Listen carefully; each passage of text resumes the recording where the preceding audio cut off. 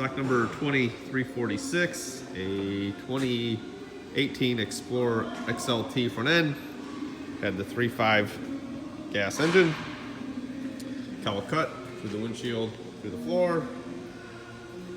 Nice clean front end. Got your hood. Damage free, no dents, no dings, no hail.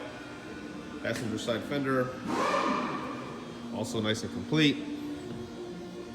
This is without park assist. There is no park assist or fog light on the bumper. The only damage to highlight, little nick in the paint there in the bumper cover, and a little bruise over here in the bumper cover, but it is nice and complete. Grill's good to go. Driver's side headlight. Take a look at the mounting tabs. Driver's side headlight tabs are good. Check out the passenger side headlight tabs. Again, no broken tabs on the headlights. As with all our front ends, you got your cooling package, so you got your fan assembly, radiator condenser. Have under the hood fuse box, washer bottle, coolant bottle.